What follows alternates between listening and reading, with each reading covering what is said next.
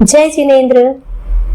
आज हम जिस स्टोरी को सुनेंगे या देखेंगे वो है महासती शिवा की। मुझे उम्मीद है आपको ये स्टोरी जरूर पसंद आएगी और अगर आपको पसंद आए तो इसे आगे शेयर करने में बिल्कुल मत हिचकिचाइए। तो चलिए शुरू करते हैं कहानी महासती शिवा की। मानवीय सभ्यता और संस्कृति के विकास का एक स्वर्णिम हस्ताक्षर उज्जैनी नगर अपनी आध्यात्मिक, ऐतिहासिक और व्यावसायिक प्रतिष्ठा के कारण वह साधु संत और गृहस्थ दोनों के लिए समान रूप से आकर्षण का केंद्र था। नगर की अनुपम चहल पहल प्रतिदिन उत्सव का सा रूप बिखेरती थी। प्रशासन जनता के धन माल की सुरक्षा और शांति के लिए पूर्ण सतर्क था। धन धान्य की कोई कमी नहीं थी।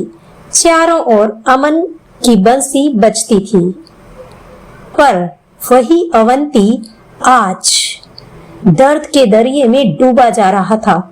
चारों ओर से उठती हृदय द्रावक चित्कारें भयंकर त्रासदी को ध्वनित कर रही थी। सहायता के नाम पर शहर के बूढ़ों, युवकों, बच्चों और महिलाओं में एक अजीब सी भगदड़ मच रही थी। उनके होश हवास गुम हो रहे थे। बचाओ बचाओ बचाओ की प्रति क्षण तीव्र होती हुई ध्वनि शून्य में विलीन हो रही थी।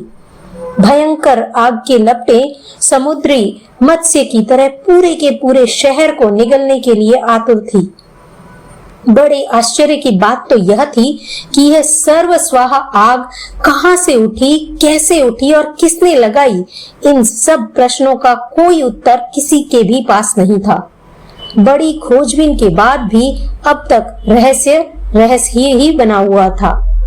आग बुझाने के सारे प्रयत्न निष्फल हो रहे थे। वह तो घृत सिक्त अग्नि की भांति और अधिक प्रदीप्त होती जा रही थी। जीवन और मृत्यु के इस संघर्ष से उभरने के लिए लोग परम तत्व की ओर आशा भरी निगाहों से निहारने लगे। निरुपाय बने लोग प्रभु का स्मरण करने लगे। आराध्य के प्रति अर्पित होने वाली अंतहीन आस्था ने एक चमत्कार दिखाया। सहसा आकाश में ध्वनि उत्पन्न हुई। कोई शीलवती नारी जल से चारों दिशाओं में इस विकराल अग्नि का अभिषेक करे तो यह शांत हो सकती है। सबने राहत की सांस ली।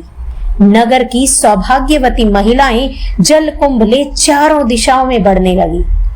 सैकड़ों नारियों ने अग्नि को जल से सींचा, पर अग्नि की विकरालता में कोई कमी नहीं आई। चिंता की रेखाएं फिर सबके चेहरे पर उभरने लगी। अनेक विचार उनकी सोच सरिता में तरंगित होने लगे। क्या शहर में कोई एक भी शीलवती नारी नहीं है? क्या शीलवती नारी के अभाव में हम सब हुताशन में ही स्वाहा होंगे? उसी समय महारानी शिवा अपने परिकर के साथ नगर को बचाने के लिए आगे आई। वह सीधे नगर के पूर्वी द्वार पर पहुंची। पंच परमेष्ठी का स्मरण कर उसने दासियों के हाथों में रहे घड़ों में से अंजलि में जल ग्रहण किया और अग्नि पर छींटे लगाए। वह मन ही मन कह रही थी, मैंने प्रद्योत के सिवाय स्वप्न में भी किसी पुरुष की कामना नहीं की है। जल छिड़काव के साथ ही यह अग्नि शांत हो जाए। मंत्रित जल से भी सहस्त्र गुने अधिक असरकारी साबित हुए ये जल के छींटे। देखते ही देखते धधकती अग्नि शांत होने लगी। शील के इस करिश्मे को देख जन जन चकित था। लोगों की आंखों में नई चमक आ गई थी। सबके मुरझाए चेहरे पुनः खिल उठे। हर्ष विहल लोगों ने महारानी की डोली को मस्तक पर चढ़ाते हुए गगन के जय नारों से गुंजित कर दिया। पर सर्वाधिक हर्षान्वित थे महाराज प्रद्योत। उन्होंने अंतःपुर में प्रवेश करते ही महारानी शिवा को वर्धापित किया। अपने उल्लास को अभिव्यक्ति देने के लिए यद्यपि उन्हें शब्दों की दुनिया छोटी लग रही थी, फिर भी वे कहने लगे, देवी, तुम्हारी महानता का परिचय प्राप्त कर मैं गदगद हूँ, गौरवान्वित हूँ। तुम्हारे अमृतपाई हाथों ने हमें मरणांतिक खतरे से उबार लिया है। प्रभु, खतरे से बाहर निकालने के लिए बहुत बड़े खतरे से होकर गुजरना होता है। कसौटी पर चढ़कर ही कंचन अपने वास्तविक मूल्य को प्राप्त कर सकता है। महारानी शिवा जरा दार्शनिक शैली में बोली। पर देवी, कसौटी पर उसे चढ़ाया जाता है जिसकी विशुद्धता में संदेह हो। तुम्हारे लिए परीक्षा का प्रश्न ही नहीं उठता। पर आज तुम जो चर्चा कर रही हो वह किसी रहस्य के अनावरण का संकेत कर रही है। चंड प्रद्योत ने जरा हैरानी के स्वर में कहा, प्राणनाथ, भले ही आपने मेरी परीक्षा न ली हो, पर मैं इस विषय में अपनी कड़ी परीक्षा दे चुकी हूँ और आज उस कहानी को कहते हुए सात्विक गौरव का अनुभव कर रही हूँ। आप जैसे प्रतापी नरेश की अर्धांगिनी होने पर भी मुझे कोई दूषित दृष्टि से देख सकता है। आपके अप्रतिहत तेज को तिरस्कृत करने का भी कोई दुस्साहस कर सकता है, यह कल्पना मेरे लिए स्वप्न में भी असंभव थी। पर स्वामिन, एक दिन यह कल्पनातीत भी घटित हुआ। हृदयेश्वरी, उस कहानी का प्रारंभ कब और किसने किया, यह सब जानने के लिए मेरा मन उत्कंठित हो रहा है।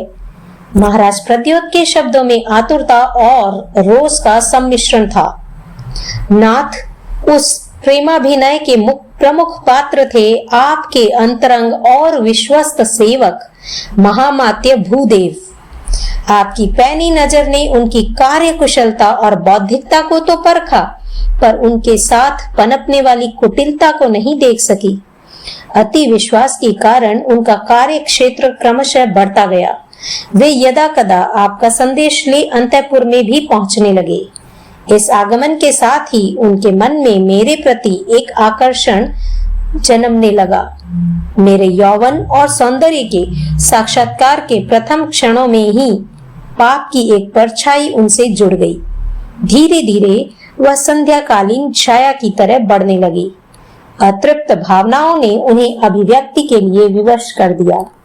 अंतःपुर की एक विश्वस्त दासी के माध्यम से उन्होंने अपना गुप्त संदेश कहलवाया। महामात्य का गुप्त संदेश? महाराज प्रद्योत एकदम चौंकी। देवी, क्या कभी कोई अपने ही स्वामी के गले को तलवार से नापने का दुस्साहस कर सकता है? क्या बाढ़ कभी खेत को निगलने का प्रयत्न कर सकती है? प्रद्योत को सहसा अपने कानों पर विश्वास नहीं हुआ। आगे का घटनाक्रम जानने के लिए वे व्यग्र हो उठे। स्वामिन, महारानी शिवा बोली, स्वार्थ एक ऐसा सघन पर्दा है जिसके लटकने पर व्यक्ति कृतज्ञता को भूल जाता है। उसके विवेक चक्षु निमिलित हो जाते हैं। घटनाक्रम को आगे बढ़ाते हुए उसने कहा, संदेश को सुनते ही मेरी त्योरी चढ़ गई। मन में मंत्री की इस दीनता का पर आवेश उभरने लगा। मैंने दासी को फटकारते हुए कहा, दुष्टे, ऐसा दुस्साहस! फिर कभी ऐसी बात मुंह में डाली तो खैर न समझना, जबान खिंचवा लूंगी।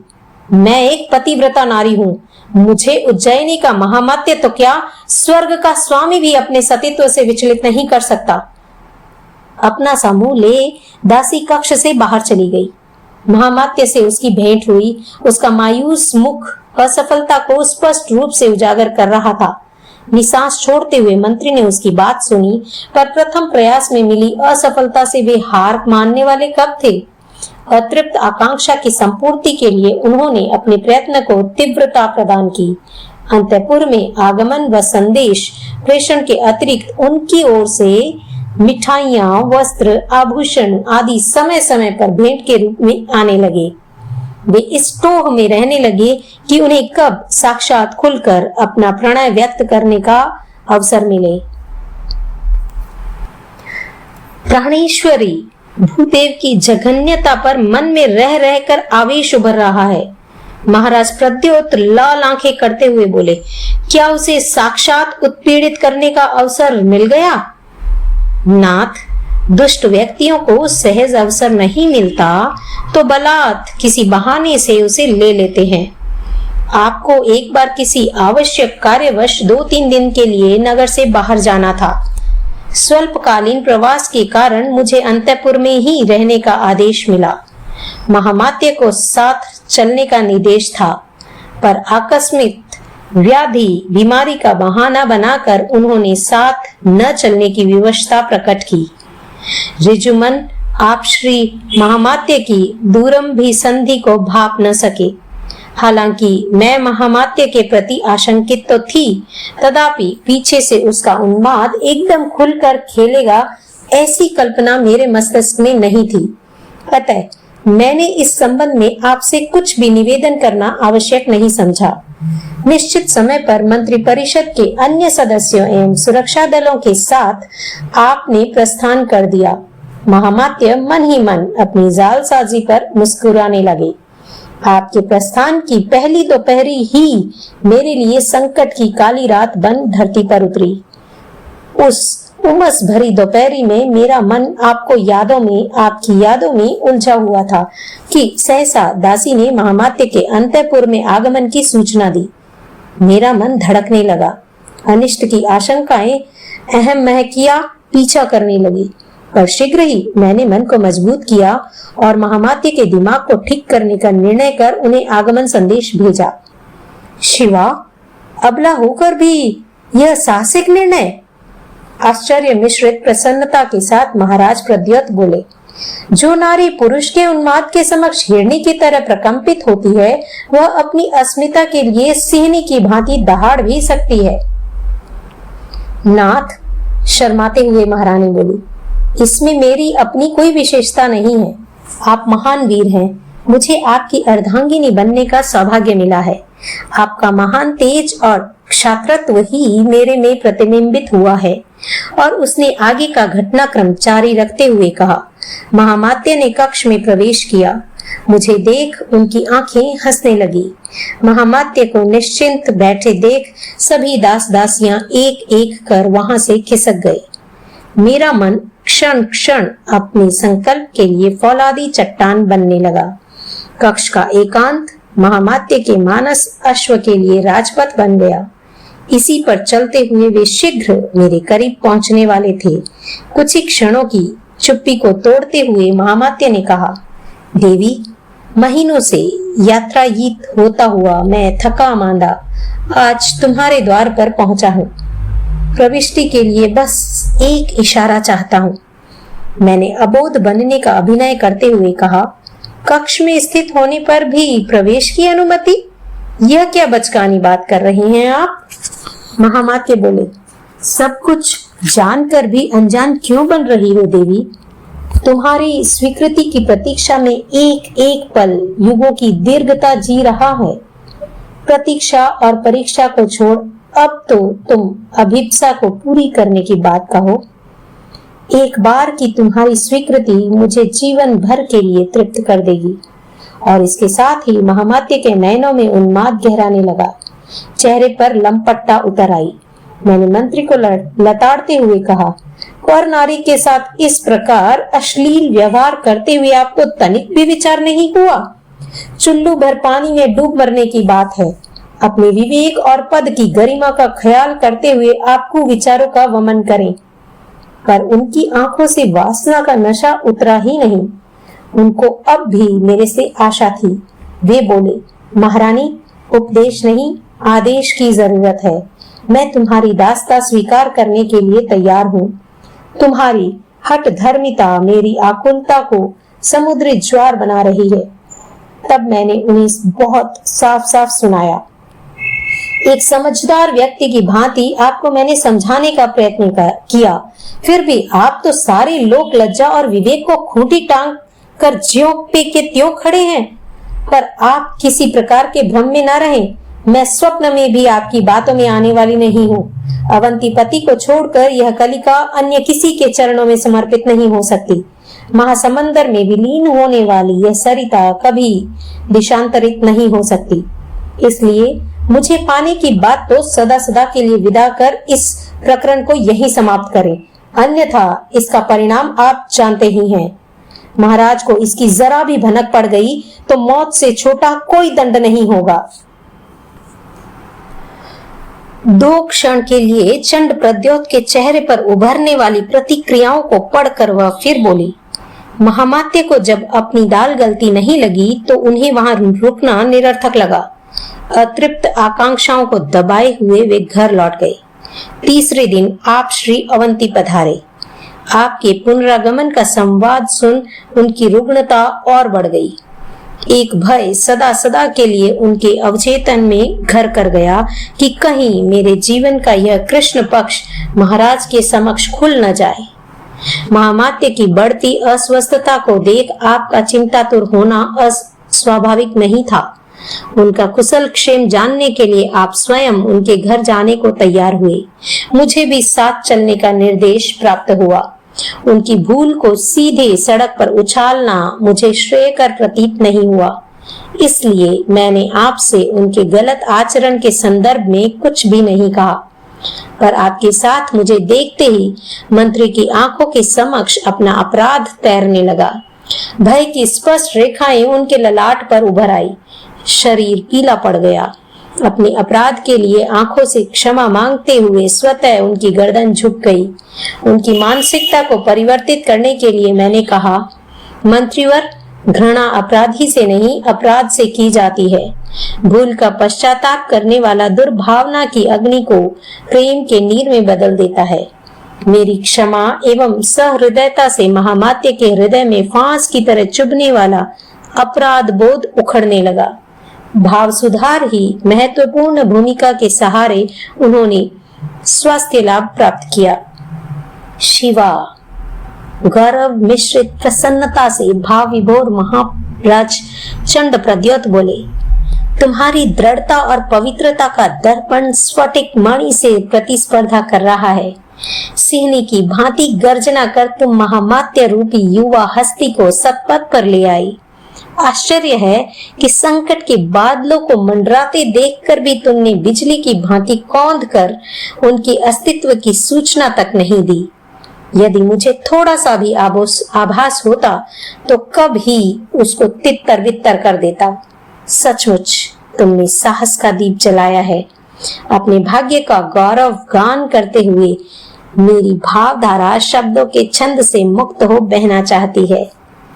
स्वामिन, महारानी ने बात को नया मोड़ देते हुए कहा, इन पुण्य क्षणों की स्मृति को सार्थक एवं अमिट बनाए रखने के लिए मैं एक शुभ संकल्प आपके समक्ष प्रकट करना चाहती हूँ। हमारे परम आराध्य भगवान महावीर कुछ ही समय बाद उज्जैनी पधार रहे हैं। उनकी पावन चरण धूलि से धरती का कण कण चंदन बनने वाला है। उपदेश की छड़ी लगने वाली है। मैं भी जन जन की प्यास बुझाने के लिए चातक की भांति प्रतीक्षारत हूँ। इस शुभ कार्य के लिए आज ही आपकी स्वीकृति प्राप्त हो जाए तो यह मेरे लिए आनंद के खजाने की कुंजी होगी।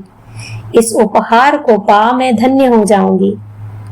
शिवा की जीवन पुस्तक प्रद्योत के लिए प्रेरणा बन रही थी।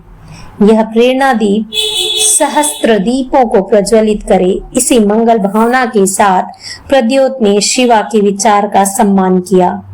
प्रद्योत की स्वीकृति ने उसे अतिशय प्रसन्नता से भर दिया। भगवान महावीर के पथ दर्शन में उसे जीवन का वास्तविक आलोक मिल गया। उज्जवलता का यह दीप अंधकार को तब तक निगलता रहा जब तक कि एक अखंड ज्योति के रूप में उसकी चेतना रूपांतरित नहीं हो गई।